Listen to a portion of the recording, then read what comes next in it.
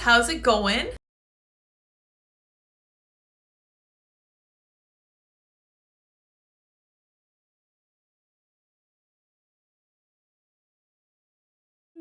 There we go. That should work. Yeah, there we go. Now we're in the right scene. Okay. Good evening, everyone. Thank you so much for joining me once again. Now that I have sound, today was crazy. I apologize. I'm a little disorganized, as you can see from the bed behind us. Our pillows are a mess. This is our bedroom. This is not a studio, although I have kind of converted it into one. So thank you for joining us. Dot is here accompanying us. She's on her little princess pillow. Unfortunately, you can't see her here. Hopefully you guys are hearing me now. You guys are saying audio, muted mic. I know we were in the wrong scene. Should be better now. Should be good. Hopefully Dot doesn't start barking. I had an ultrasound appointment, which was super fun. Always fun to see the baby. The baby is now 1 pound, 13 ounces. 70th percentile. That's a big baby. And measuring at 26 weeks, even though they are only 25 weeks. So, big kid, just like their mom. So we'll see if this lasts up till birth. Hopefully it's a little bit nothing crazy. I wasn't a huge baby, so hopefully my kid won't be either. So I wanted to open with this super interesting article from the Daily Caller. I thought it was fascinating, so we're going to start with this, even though it has nothing to do with Joe Rogan and Elon Musk. Wiped out in the blink of an eye, archaeologist claims he found the biblical city of Sodom. Interesting. An archaeologist claimed in an interview published in late June that he's identified the ancient biblical site where Sodom once stood.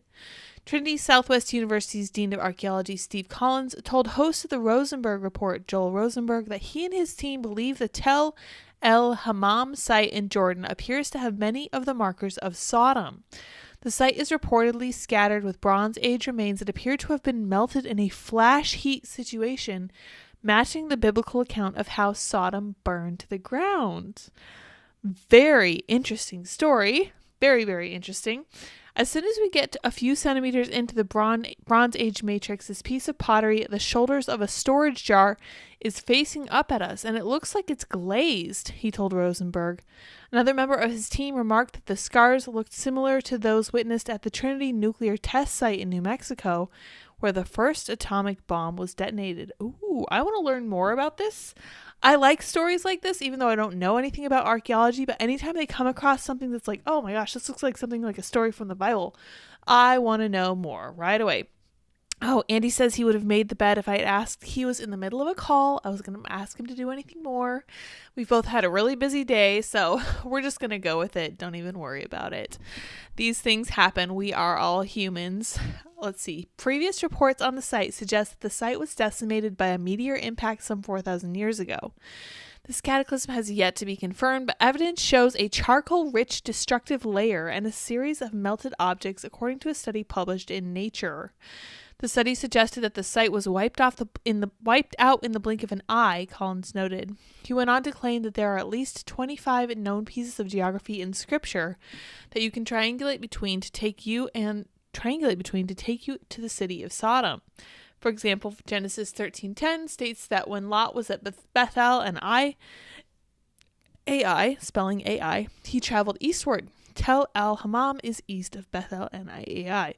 You can watch the full interview here. That sounds like an interesting interview. So I like this stuff because it straddles the line between mythology, biblical history, and science, and I just find it really, really kind of cool. So I'm going to have to learn more. So it does make me think, though, if they are talking about a meteor strike, I wonder if that would have been a way for Sodom and Gomorrah to have been destroyed. I'm not sure that God necessarily would have had to rain down actual fire and brimstone. I think that a meteor strike would have had very much the same effect, for sure. Kanye Ron says Sodom was nuked. Possibly so. Who knows? You guys should definitely check it out.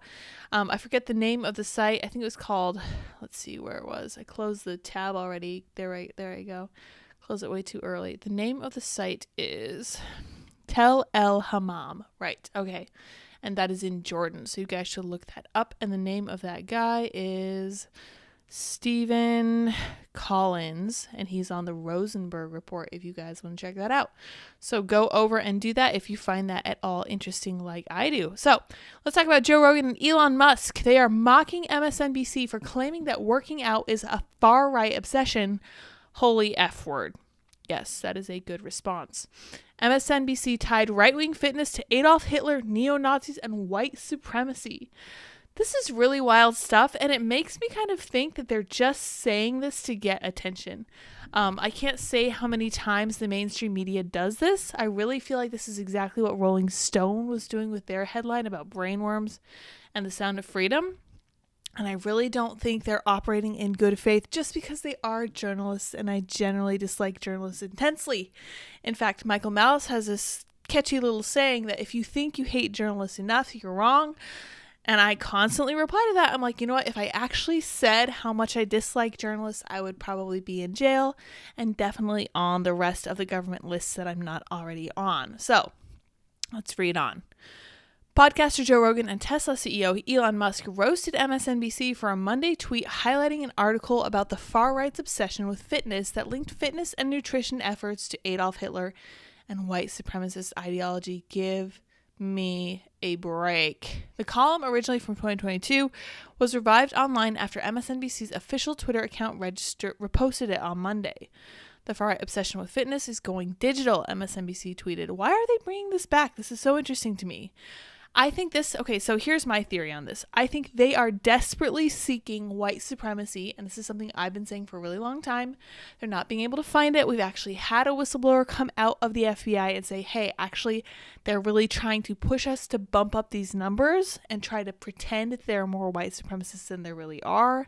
This is part of the reason that Patriot Front exists in the first place, which Adam Kinzinger actually just came right out and said, this is a Fed group. We know they're all dressed the same. They're all the same height. They're all the same build. They all have the same sunglasses, same watches, same clothes, exactly the same clothes, super crisp, horrifying flags, same masks, sunglasses, watches. Everything is the same. They could not possibly be more coordinated if they were actually a military battalion. Being healthy is far right. Holy F, Rogan wrote. While Rogan is most famous for his popular podcast, The Joe Rogan Experience, he has also competed in martial arts competitively throughout his life and served as a UFC commentator. Yeah, well, you can tell if you look at Joe Rogan that he's pretty much been a meathead his entire life. And it's fine. It's great. It hasn't affected the way he uses his brain at all. Jocko Willink is another one of those people who are actually pretty deep thinkers and really inquisitive, curious people, despite having spent a lot of time. You know what? I bet you a nickel that working out so hard makes you a really thoughtful person because you have a lot of time to think about, am I doing this right? Am I succeeding at this? How am I going to get better? How am I going to keep this up? We actually have a thread where a gentleman breaks down why he thinks that working out makes people more right-leaning. And this is something that my friends have observed in the past too. It is hard to find somebody who does something truly meritorious, truly meritocratic, who remains left-leaning. Because once you go through the process of fighting hard and working your tail off and trying to make sure that you are doing your absolute best, competing against yourself, not others, it's very, very difficult to stay left-leaning. It turns you into more of a centrist or a right-leaner. So let's finish this article and then look at that thread. Psycho Clown says, hello, Psycho Clown. Welcome in. The column claimed the researchers have discovered a fascist fitness groups online that are radicalizing young men with neo-Nazi and white supremacist extremist ideology. I want to snore when I read those words because they're so overdone. I don't believe a word these people say. I truly, truly don't. They're just overdone, overhyped, hyperbolic to death. And it's boring, you know? Recruitment methods allegedly involve giving men health tips and strategies, oh my gosh, for positive physical changes, where they later are exposed to far-right content. Dun, dun, dun. What if this is organic? What if this is not actually some grand conspiracy? Oh, people who like to accuse people who like Sound of Freedom of being QAnon conspiracists. What if it's not a conspiracy? What if it's actually a good, healthy thing and you just can't handle it because you know it's not who you are? You are weak, doughy, indoor dwellers who don't ever hit the gym and who have absolutely no muscle mass and eat soy stuff and just fake meat. And you know the kind of person I'm talking about. It's the guy who's pointing with a big gaping soy grin at his meatless chicken. You know exactly who I'm talking about. It's just this vibe. It's just weak. This is weak. These are the weak men who are making hard times, okay? And they are pointing their fingers at those who are not weak. And that should not surprise anyone, honestly.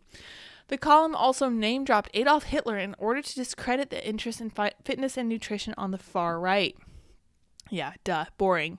Again, boring. We've heard it. This is from a year ago. Give me a break. Physical fitness has always been central to the far right. In Mein Kampf, Hitler fixated on boxing and jiu-jitsu, believing they could help him create an army of millions whose aggressive spirit and impeccably trained bodies, combined with fanatical love of the fatherland, would do more for the German nation than any mediocre tactical weapons training. The MSNBC column briefly acknowledged that fitness is not always a slipstream to far-right, neo-Nazi, or white supremacist extremist ideology. Fitness, of course, is a staple and hobby for many people for whom it is enjoyable and rewarding for brain health and overall well-being. Yes, In fact, they just found that if you are depressed, resistance training can make it go away, more or less. And that's insane. That's crazy. That means people would not have to be on antidepressants if they were just able to motivate themselves to get to the gym, and if we had that community and cultural structure to help people commit to what they're doing. But we don't, unfortunately. Physical fitness channels dopamine, adrenaline, they misspelled it, so Fox says sick, and serotonin in ways that literally feel good. Yeah, duh. It's not right-leaning. The MSNBC column was also mocked in 2022, with Washington Examiner editor Seth Mandel joking that exercise is Nazi. Yes. The federal correspondent Tristan Justice tweeted at the time, in a country where a minority of the population is at healthy weight, I'm of the opinion that greater obsession with fitness would be a good thing. Yes, 100%. 100%. So let's look at this thread where Fisher King, I don't know his first name, I don't know his credentials, he just had a really insightful thread, and I love Twitter because anonymous people can throw out the greatest wisdom when you least expect it. So let's read a little bit about what he has to say. I think it's only 4 tweets, so it's good. It's the right length. Any longer than that and you start to lose people.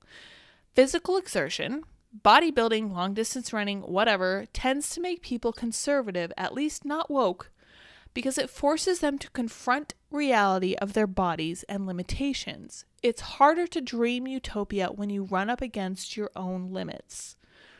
This is also true of genuine mental exertion. Someone who studies mathematics very hard and realizes he isn't going to win a Fields Medal is less likely to become woke than someone who majors in gender studies and is never even challenged mentally. And this is something I've talked about. I'm constantly saying that being conservative is good for your brain because you are constantly forced to defend your views to the rest of the world. The world hates your views. They think you're crazy. They think you're a bad person for holding the views that you genuinely believe in. And so you're forced to put them into persuasive terms for people. And you do. And it's good for your brain. And leftists, when they're put in a spot, when they're asked to defend something, typically what will happen to me when I'm on Twitter and I bring something up to a left-leaning person, they will immediately block me. I don't say anything mean. I just ask a question, literally using the Socratic method. Block me right out of the gate. They cannot or they will not answer me at all. It's such weakness. They're never demanded to answer for anything. And that, to me, I view that as a great disservice to them, because I believe it was either Seneca or Marcus Aurelius who talks about how you should feel bad for someone who's never been tested because they've never been forced to prove what they're capable of. I firmly believe that's true, and you especially see that in political thinking. He goes on, this is why focused effort is so important. If everyone engaged in it in whatever form suits them, the utopian BS would mostly not emerge at all, at least in the ludicrous extreme forms surrounding us now. He's right about that too. We live at a very, very paradisical point in time where we have all this free time. We have Uber Eats, we have indoor plumbing, we have heating and air conditioning. We can just sit and twiddle our thumbs and think about all of the ways that we could make the world so much better if we just, tried communism again one more time. We live in such a luxurious time. We have all this capability to think about all the ways that it could be so much better, and we don't realize how good we have it. Now, if you're working hard, if you're sweating, if you're making something happen by your own grit, you're gonna be a better person because you're going to have to stop and say, okay, maybe utopia isn't possible. Maybe I should strap down and take care of my own stuff and try to make the world a better place in my own sphere. And that actually fits right in with the Stoic idea of making sure that the things that you control are taken care of before you try to change the world, which is right in line with what Jordan Peterson talks about, cleaning your own room before you're trying to fix the whole world. This entire thread is basically about humility and how that leads to an understanding of hierarchies of talent, which tends to make people appreciate others and be conservative and realistic. The quote tweets are so stupid that I thought I should make this really obvious clarification. I'm sure they are very stupid. I have no desire to read them because I like this thread itself on its own. I think it's great. So, yeah, that was a really good summary, I think, of the whole conversation about physical fitness. I want to pull up a Vice column from 2017, right-wing a-holes fitness. I think I saw that go by. Yeah, okay, so here's something we have from Vice, which we love. I know you guys love us some Vice articles. Gym bros are more likely to be right-wing a-holes. Science confirms. Now, I have to take issue with the title itself, because anyone who looks at the most physically fit members of our society and says these people are a-holes, they have not interrogated themselves sufficiently. Because if you're looking at someone who's doing something, even just one thing really, really, really, really, really, really, really, really well, like Joe Rogan, unbelievably fit, unbelievably so. And he's constantly challenging himself with ice baths. He's challenging himself with a carnivore diet. He's constantly trying new things and trying new workouts and doing everything he can to keep his brain and his body in the best possible shape. That's amazing. But someone who writes for Vice is not likely to look at that and say, wow, that's something I can aspire to, right? This is the same reason that we don't have attractive, beautiful models on clothing companies anymore. We don't have people anymore who say, oh, I would like to be like that person. All they ever do is rage because they're jealous and they don't think that this is something that they can achieve, or they know that this is something that they would have to work very hard for, and they are unwilling to do that for whatever reason. I'm not sure why. It's possible. This is one of the things that I noticed when I was growing up, was that when we were telling people to be proud of themselves, when we were telling them that they were just perfect the way they were, and don't start on me, because I know that the trans movement is something totally different, where we're telling people that they're not good the way they are. But we told people who were my age that they were perfect the way they are, they didn't need to change anything about themselves, that they had nothing to strive for, which at the end of the day is unbelievably depressing. I think this is these people grown up. The people who look at people who are very physically fit and say, these people are huge jerks. You know they're jealous, right? You know they are. And there's no two ways around it, because no one in their right mind looks at someone in good condition and says, that person's terrible, unless they're jealous. No time to worry about socioeconomic inequality when you've got to finish your reps, brah. Okay, so this is a little bit like the Rolling Stone article where they're trying to tell us what exactly we should be worried about.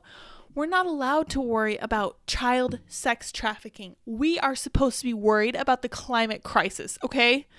And this has been going on since 2017. You aren't worried about the right things according to them.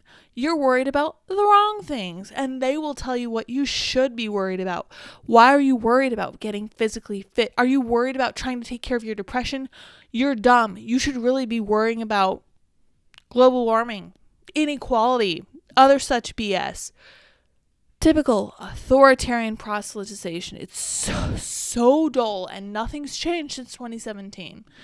Oh my gosh, there's just no end in sight. All right. Oh my gosh. All right. I guess we'll read a little bit of this. It's already too long. It's like 18 paragraphs. All right. We'll read the first bit and then we'll read the last bit. How about that? That's a good compromise. To all you gym bro haters amongst us, come on, be seated. This one's for you. Okay, so to start out of the gate, you know who your audience is. It's people who hate people who go to the gym. Why do you hate people who go to the gym? All they're doing is taking up a hobby that you yourself don't have. And they're passionate about it, and they're probably going to tell you about it, and that's fine. I don't know if you guys have heard the trope about CrossFit people. It's kind of like vegan people. It's kind of like atheists. They will tell you about CrossFit, whether you want to know or not. Whatever. It's fine. It's something they really care about. I get it. Science, objective, empirically tested science, the science that tells us the ice caps are melting, this is going to come into play later, I'm sure, has confirmed what many of us have long suspected: gym bros are right-wing jerks. New research from Brunel University finds that physically strong men who regularly go to the gym are more likely to be right-wing and support social and economic inequality than weaker men. Yes, this is cope for the fact that communists tend to be weak men. You want to talk about weak men making hard times? Again, this is more of the same. They don't like the fact that you're not a communist because you go to the gym. This explains a lot, like Trump's weird grab and yank power handshake. He's just trying to assert supremacy over his fellow uncaring a-holes. Oh my gosh. A research team led by Dr. Michael Price assessed 171 men aged 18 to 40, collecting data on their height, weight, body size, waist size, hand grip, muscularity, and arm and chest strength using a 3D body scanner. They analyzed their political and social views, asking them whether they supported the redistribution of wealth. That's communism. That is communism, and this is what this person is getting at. He wants more communist men. He wants more weak men. Weak men will allow in and welcome in communism. This is the whole point of this article. I don't even think I need to finish, but we'll read a little bit more. A key tenet of socialism, or belief that some social groups should have dominance over others. Participants were surveyed on how often they went to the gym and their personal wealth. Additionally, the men were categorized according to their facial attractiveness and perceived masculinity and dominance by a group of independent assessors. And before we move on from that, research actually has shown that conservatives are much more attractive than leftists. And there is a school of thought that finds that people who are less attractive think that they need the extra leg up that will come, they believe, from being left-leaning. Whatever that value holds, it is true, it's factually observably accurate to say that conservatives are or tend to be more attractive than leftists. I've always been interested in the evolution of human morality, Price tells broadly. Over the years, I recognize there's strong correlation in male body size and shape with moral and political attitudes. Yes, we call soy boys for a reason, and it's not just because they're pencil necks, it's also because they believe in communism. I wasn't finding them in females, so I wanted to do a large-scale study looking at men's physical shape in relation to their egalitarianism. You can call it egalitarianism, but I'm going to call it what it is, and that is an embrace of communism. Let's read how they finish. Pleasingly, it seems women are exempt from this general rule. Women's physical attractiveness or formidability isn't related to their egalitarianism, Price confirmed. In short, keep lifting that weight, sisters, because pumping iron has little effect on how much you want to help lift your fellow citizens out of poverty. Yeah, it turns out there's more to a human's mental construct than their physical fitness or ability. I will always be conservative, and most women my age will always be liberal because women want to be helpful and motherly, and they want to let everyone in and be friends with everyone and make peace. Why can't we all just get along? I will help you. I will protect you. This is very maternal. This is a factor of femininity. I'm sorry. Apparently this person is fine with that, which is very interesting. I'm sure they don't love the idea of motherhood, but frustrating. Anyway, sadly, Price doesn't want us to hate or on self-involved a-holes reading a copy of The Fountainhead in between reps. I'm just trying to illuminate the source of people's moral views, he says, to help them to be more reflective about it. So this scientist, I think, is getting correlation and causation backwards, and it's kind of annoying that this is resurfacing 5 years later. It seems like we haven't learned anything new, and then we are reviving it again 6 years later fully. So nonsense, BS. I'm glad that Elon Musk and Joe Rogan are dunking on this because it deserves it, and I'm glad I had a chance to do so too. Let's see here. Texas Ranger says, hey, Lydia and Andy. Hello. Welcome. RP Games says, I find that most people who are envy are progressive types, and most people who will become motivated are traditional liberals, founding fathers. That's entirely possible. And that's what I think the scientist found that he got backwards. I think he got the correlation and causation backwards. I think that people who are seeking to better themselves are going to tend to be more conservative and aren't going to believe in ideas like not libertarianism, socialism, and communism. And I think you could have just titled that articles in defense of pencil necks and in defense of soy boys, because that's really what he was doing. He was really just trying to say, these people don't subscribe to my political views, so they're a-holes, and it's because they go to the gym a whole lot. I will also say that one of the factors that goes into going to the gym a whole lot is having money and having the time to do so. Not everyone does. Some people will go and make their home workout, which is really great. I really respect people who do that. I respect people who follow their own kind of routine for working out. Casey says, CrossFit is cult light. It's great. Yes, CrossFit. Actually, I did group CrossFit when I was about 22, and I actually had a lot of fun with it. I met a lot of really great people. We had a lot of good times. I learned a lot of really fun new moves, and I felt like I was in really good shape at the time. I don't want to get back into some kind of group class like that because it is really fun to work out in a group setting if you're a female. I understand that guys really like to work out alone, motivate themselves, do their own thing. I used to go on Saturday mornings and I would work out in a really large group class. Had a lot of fun with that, so I can really recommend it. Josie says anthropomorphic climate change and impacts are limited to areas with dense population. Interesting note to the cities. In other words, leave the cities to escape the negative impacts of anthropomorphic climate change. Possibly so, possibly so. RP Game says climate change is a thing. What impact man is having on it is up for debate. Yeah, that's basically my entire stance.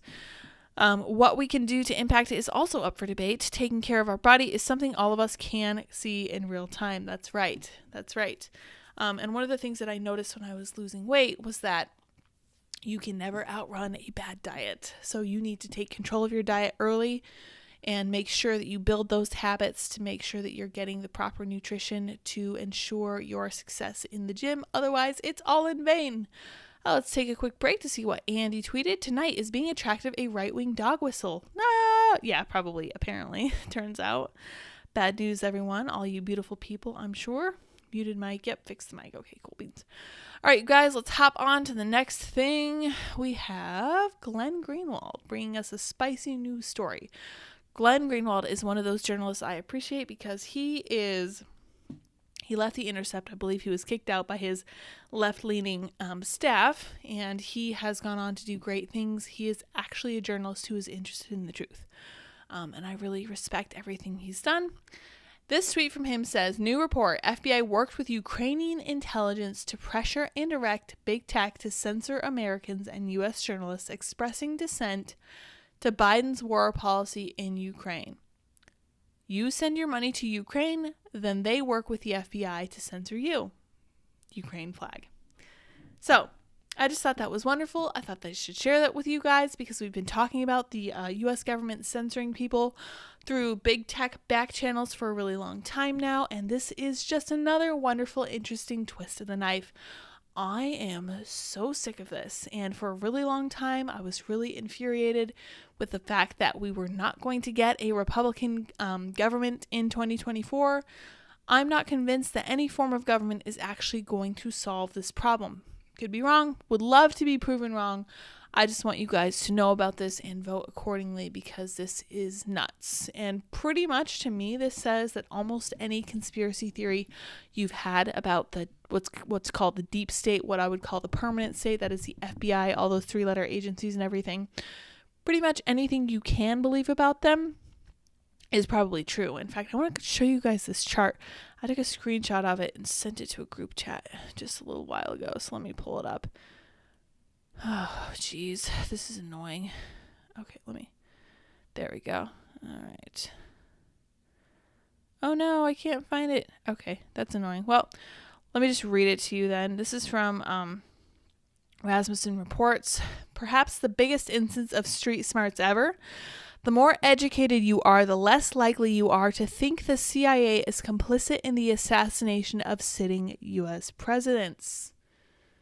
Very interesting note. So this is based on, I don't know if you guys are following the RFK Jr. conversation that he has. He has a lot of crazy theories that I don't fully agree with. I don't really know how true they are, might or might not be. Rasmussen Reports mentions the CIA killed JFK, ? 42% of U.S. likely voters, a plurality, say it is likely, and most oppose Joe Biden's decision to keep reports under wraps. Very interesting observation. And I call this a higher education L because the more highly educated you are, the less likely you are to ask questions about this. And like Jesse Ventura, we should always be, quote, just asking questions. I think that's a very important place to be. So I was going to read this article, but it's just a Rumble video from Glenn Greenwald. So if you guys don't follow him, he is at G Greenwald over on Twitter. He's fantastic. He is in Brazil part of the time, I think. Yeah, let me see here. Let me hover over. Come on. There we go. Journalist, author, host, system update, columnist, co-founder, The Intercept, right? Intercept, all this other stuff. Oh, he's a vegan. There you go. Like the CrossFit people, he is willing to tell you about that. We're going to move on to some legislative issues because we have one good and one bad. We were going to start with a bad because California is up to their old shenanigans. Let's go. In a revolting turn of events, California lawmakers failed to protect children from traffickers. This was super interesting because this was bipartisanly approved, including by, I know you guys will probably recognize this person's face. If you know anything about me or follow me on Twitter, I am constantly harping on this man because this man has made it easier for actual sex offenders to get access to children. So I have zero respect for him, but it looks like he worked with Republicans on this particular bill that was just blocked. So let's read about that.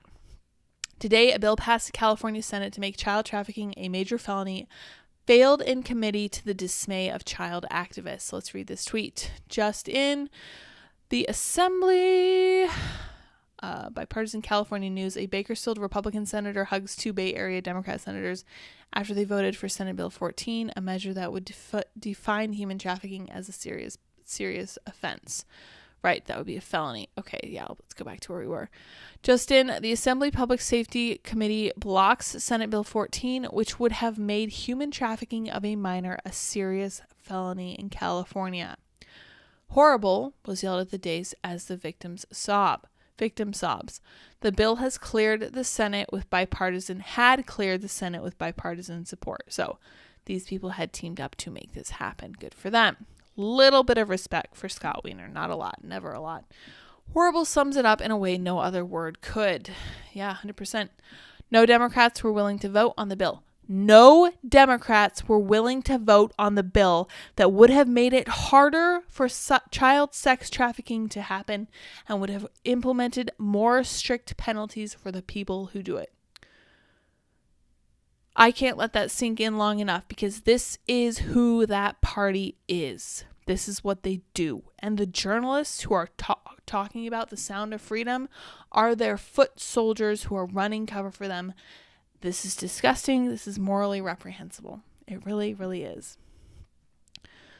One yes came from Republican Assemblyman Tom Lackey. The other Republican Assemblyman Juan Alanis was not in the room. The bill was granted reconsideration, meaning it could pick back up again next year. I hope it does. Fascist Russian Asset asks, how could this happen? Who are the assembly members who blocked it? Why would they not want this to pass? Was it sponsored by a Republican or something and they didn't want to give a win to Republicans? Is this purely political? At least one Republican was willing to stand and be counted. Christina Pushaw says, well, that's disgraceful. How is this event even a political issue? It's the Republicans' fault. If they hadn't come out against the trafficking of children, we wouldn't have been forced to take the opposite stance. Comfortably Smug notes, wow, California Dems blocked making child trafficking a crime. Yeah, this is where we are. Protecting children should be the one thing all voters can agree on. I passed the state Senate committee and floor votes unanimously. What changed? So this is a gentleman. Let me see if we can learn more about him. Mark Harrison. Hybrid cloud solutions architect, Cisco. Yeah, it's not really. You're not a politician. What are you talking about, dude? Grows human trafficking bill passed Senate floor unanimously. That's correct. And that's from the 11th. That is an excellent question. I agree. What happened here? Oh, he must have meant it passed the state Senate committee floor unanimously. That is a good question. And this fascist Russian asset once again says the Assembly Public Safety Committee blocked it. Looks like the committee doesn't think children need to be safe or something. Joe Patterson says Democrat majority kills bill to make the human trafficking of minors a serious felony. There's absolutely no justification for this. Trafficking a minor is one of the worst crimes. Yes, yes, yes. And yes, everyone should agree on this 100%. It absolutely is the most heinous of crimes and deserves the strictest possible punishment. That's right. That's right. Pretty sure the Bible has something to say about times like these. Richard says, name the legislators who prevented this law from moving forward. Yeah, 100%. I think California has now set the precedent that Californians are going to have it to be their own justice. That's a dangerous place to be. That's not a position you want to be in. California Democrat Assembly members or someone they owe favors to profits from the trafficking of minors. There is no other answers. And another person adds in, you mean like Hollywood? That's a very interesting point because based on what we know about Hollywood, yeah. And here we have Gavin Newsom, the reprehensible governor of California. The GOP likes to talk a big game about life and freedom, yet they allowed our kids to be gunned down by weapons of war, refused to expand Medicare, ban books, suppress speech in the classroom. Their goal is not life or freedom, it's power. Talk about projection. Good stuff, Gavin. And he jumps in. Hey, Shadow POTUS candidate and part-time governor, you care to weigh in on the real issue happening in the state you occasionally govern? Or are you content to ignore and remain silent because you are in favor of human trafficking of children in California? That is a very fair analysis. Just signed legislation today. Governor Ron DeSantis just signed legislation that imposes tough penalties for human trafficking. For instance, adult entertainment establishments that exploit minors went from a first-degree misdemeanor to a third-degree felony. Meanwhile, in Gavin Newsom's California, this is happening. Yep. Just despicable. I shudder to think what kind of donors or search history say these cowardly politicians must have. Disgusting. Clearly, the Dems in the Public Safety Committee don't care one iota about protecting the most vulnerable in society. They do not. This is why they are in favor of abortion. This doesn't surprise me at all, honestly. I guess I'm a little surprised they are so gung-ho about being okay with human trafficking of children. But only because it's so horrible. But I am also deeply steeped in the understanding of what they're promoting when it comes to abortion. Like, I know what abortion looks like. Literally, I know what it looks like. I know what it looks like before, during, and after an abortion. And I think everyone should, whether you're in favor of it or against it, because you should know what you're arguing against, and you should know what you're defending if you wish to defend it. But I digress. I'm not at all surprised that Democrats are against good common sense, all of this stuff. And I can't help thinking Chris, I forget his last name, Billboard Chris. You guys are all familiar with him if you're on Twitter. He wears the big billboard that says things like children cannot consent to puberty blockers, and he goes around and has conversations with people about that. I commented on one of his posts and I said they are turning parents into a voting bloc.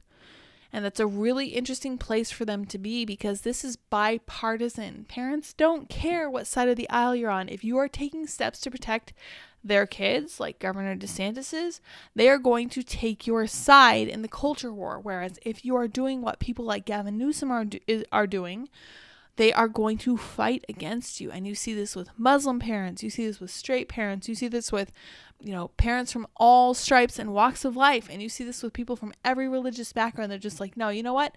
You're not going to mess with our kids. You're not going to show them this stuff in the classroom. This is not okay with us. You don't control our kids. You don't control our lives. This stops now. And this is some of the stuff you're seeing in Virginia. You're seeing it in like Minneapolis and some places that you really wouldn't expect. And man, I wish them the best if they do choose to turn parents into a voting bloc, because that's going to be very, very difficult for them to make work in their favor. And I don't think that they realize that that's what they're doing. Let's see here. Oh, I wanted to point this out to you guys too, because it's really great news. This is from Steve Hilton, who I believe is over in California. He is founder of Golden Together, host Steve Hilton Show. I don't remember. I thought he was in California. That's a different Steve, I think. Government data shows red states growing way faster than blue states. Earnings increase in the past year, Bureau of Economic Analysis. North Dakota plus 9.7, Florida plus 9.1, Texas 7.7, New York 2.6, California 2.9, New Jersey 4.3. Progressive policies are not working. They never do. Never do. Two ladies, welcome in. Glad you could join. The other thing I really wanted to point out, which is down here on my timeline somewhere. Yes, how it started versus how it's going 2 hours later. This is from Business Insider. When I saw this article come up on my Google, you know how you have like a customized Google feed full of articles that they think you might like? Occasionally they hit it out of the park. They put a lot of recipes on mine. They give me like deals on kids products or whatever. They put this article on my timeline. More people actually moved out of Florida than New York or California in 2021. And then, dun dun dun, guess what? The next thing I saw was someone on Twitter saying, oh, look, they actually edited this. Check this out. They changed the headline to say, we got it wrong. More people moved out of New York and California than Florida in 2021. Good for them for putting it right in the title, because a lot of times these journalistic organizations will sneak it into the bottom and they'll say, correction, editors, no, our readers weren't smart enough to understand what we were going for here, so we're going to correct it for you, just so you know. Sorry you weren't smart enough to grasp what we were putting down. They put it right in the title. Happy for them. That's great. Completely wrong of them. And one of the things that I pointed out was that they were saying things like the people who were leaving, first of all, were native Floridians, and they were leaving because there were too many people going to their state. It had made the cost of living too high. It had made things too crowded. The state itself was becoming too popular, so they were going to leave. And people in my timeline keep mentioning an article where a journalist goes out and interviews 7 people. 7 people. And they say, oh, we're all leaving. We don't like Florida anymore. Okay, goodbye. If you don't like Florida, get out. We will not be missed. And honestly, I wish that they would issue more warnings about coming to Florida, because I don't want people to do to Florida what people did to Colorado when I was growing up. We had a bunch of Californians, and then the whole thing turned to garbage. And man, crazy. On that note, I wanted to point this out to you guys. Let me see. Nevada license plate was rejected. License plate attack on Californians. Spelled that way wrong. Oh yeah, check this out, you guys. This is so good. Nevada license plate, that's short for Go Back to California, is revoked by the DMV. This made me so mad. So mad. But it's really funny how they explain it. A revoked Nevada license plate that was meant to drive away Californians is getting one last chance to go back on the streets. The plate, which reads GOBK2CA, Go Back to California, was recalled by the State Department of Motor Vehicles in May after it received a complaint. One complaint from a Californian, I'm sure. Now the vehicle owner is appealing the recall and will have a hearing on Wednesday, according to the Reno area news station. A section of the Nevada Administration Code applied to the recall prohibits defamatory references to a person or group. This isn't defamatory. This is literally just saying, hey, you should go back to the state you came from because we don't really like your policies here. In this case, they say, the defamed group is Californians. DMV spokesperson Eli Roll told the Las Vegas Review-Journal. He added that the department regularly turns down license plates that share the same message. Yeah, so there's clearly a trend in Nevada of people who don't want Californians there, and I understand why. The DMV reviewed more than 700 license plates from July 2022 to early March. Denied license plates include the puzzling 6 Gs in a row, the overly rude "you idiot," oh my, and many not-so-subtle allusions to profanity, including, according to KLAS TV in Las Vegas. I want to find where they said it's an attack on Californians. So let me see. Because that was a direct statement. Attack. Let's search in the page. Yeah. Deemed a possible attack on Californians. So I put this on my Instagram and I said, new protected class just dropped. We are going to actively protect Californians and make sure that no one can attack their poor little feelings. I could care less about the feelings of Californians. If you want your feelings protected, stay in your state or don't bring the policies that ruined your state and caused you to flee it to another state. Just like they did in Colorado, and just like they're doing in a bunch of those states over there, including in places like Austin, Texas. But I digress. I just thought that was super interesting. Andy says, why can't I have 6 Gs? I don't think that is puzzling at all. I think 6 Gs refers to $6,000, I'm assuming.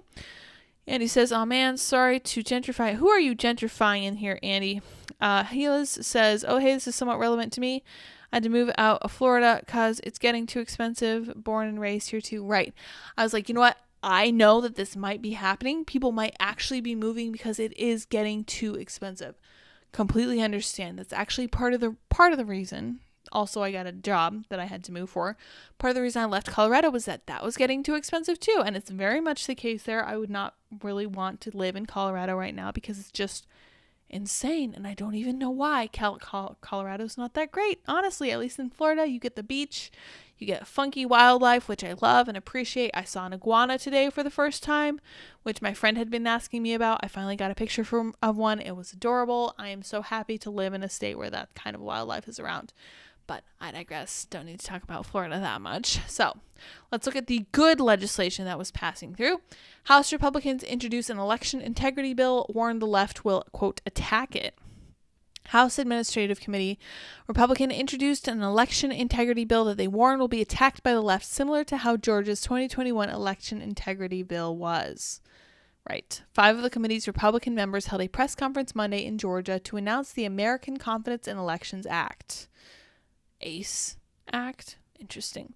When asked whether the committee expects the Democrats to push back against the legislation, Representative Brian Stile of Wisconsin, the committee's chairman, said attacks are expected. Of course. Rest assured, the left is going to attack this legislation. It's one of the reasons I think it's important that we're here in Georgia, because we saw the left's false attacks against voter integrity legislation previously, he said, according to Fox News Digital. I have no doubt that the left is going to attempt to attack, to mislead, to disguise the work that we're doing. Georgia's 2021 election integrity law limited drop box collections, required voter ID for absentee ballots, and expanded voting on weekends. The law received public pushback, with the most notable protests occurring when Major League Baseball pulled its all-state game out of Atlanta. Hiccups again, always. Stile said Monday that the new bill would make it easy to vote and hard to cheat. I appreciate it. The act would prevent non-citizens from voting, as they are allowed to do so in several major cities. It would also implement voter ID laws, require voter lists to be maintained, and stop unsolicited ballots from being mailed to lists that are not maintained.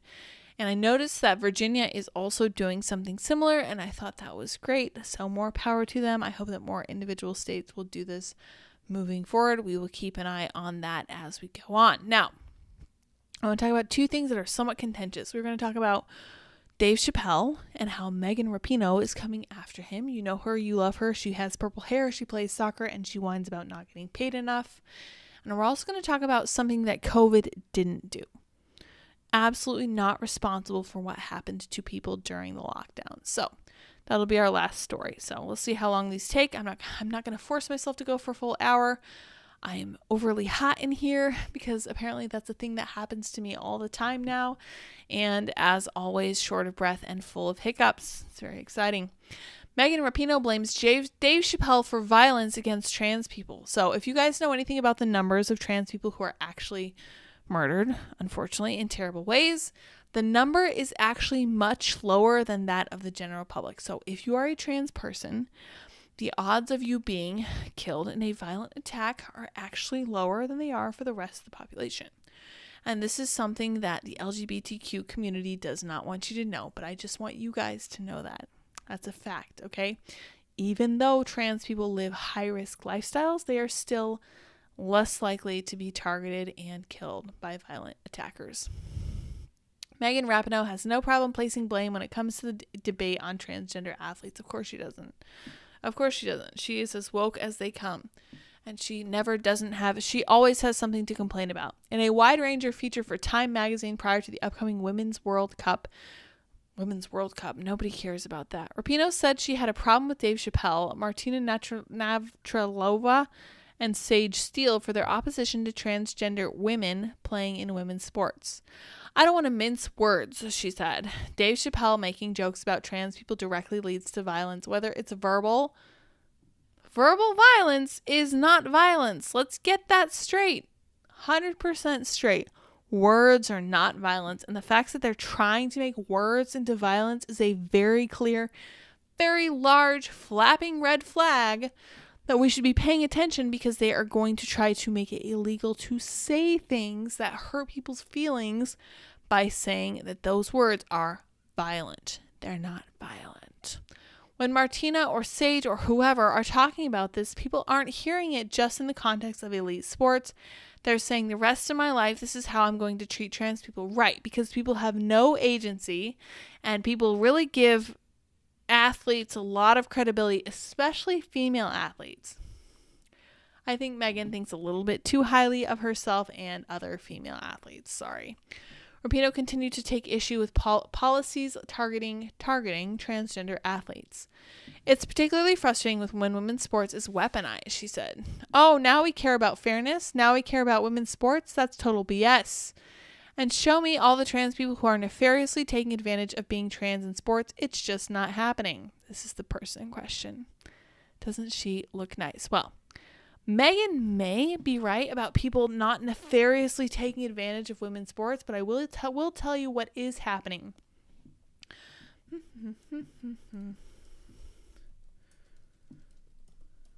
I'm typing and it's throwing everything off. Pardon me. Yeah, so this is fun. Here's something that we all already knew. Male offenders are twice as likely to identify as trans women than any other prisoners, according to a new report. And I don't care if YouTube takes issue with this. They're going to demonetize me anyway, like they have been all month long. Men who have been jailed for sex offenses are twice as likely to identify as trans women as any other kind of prisoner, government data has revealed. Shock, shock, shock. Oh my gosh, that's crazy. So when Megan says things like trans athletes aren't nefariously taking advantage of women's sports, they are nefariously taking advantage of the fact that they can transition to get into a female prison when they have a history of sexually attacking females. I mean, duh, right? Duh. Hello? Of course. Yeah, so really, really irritating. Now we finally have facts on it. I'm really glad to see it. I've been throwing it at everyone on Twitter because it's so frustrating. We have been talking about this and screaming about this nonstop. All of these British ladies who are called TERFs, these people who are actually feminists and who actually care about what happened to women, people like Polly Parker, I don't remember her first name, forgive me. Women, the lady who runs the adult human female, and she talks constantly about actual women's rights, and they posted that video recently about the transgender convict who spent 25 years in prison for violently attacking a woman, getting up on stage at a transgender rights rally and talking about how you actually need to commit actual acts of violence, physical violence, not words, actual violence against people who he deems Nazis. Yeah, so this is the kind of person who is transitioning to get into a female prison in order to take advantage of the females in that prison. In fact, the case that really got under my skin is this one. New Jersey female prisoner. Let's see if we can find it. Yes. A transgender woman incarcerated in the New Jersey prison system because of an incident between her and an inmate at the all-female correctional facility, which resulted in 2, not 1, but 2 pregnancies. That's what it took for New Jersey to realize that maybe the person who was identifying as female might actually have some kind of ulterior motive, because it turns out that the people who are in jail, the people who are in prison for the long run, are probably, possibly, maybe not of the highest moral fiber and character.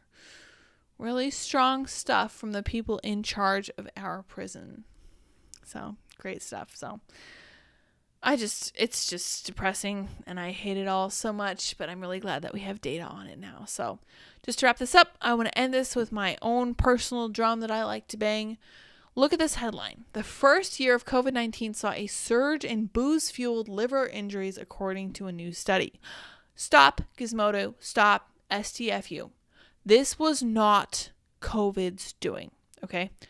I, in the past, have said repeatedly that COVID did not lock the doors of schools. It did not close churches. It did not repel people who were just trying to run their own businesses. COVID is a germ.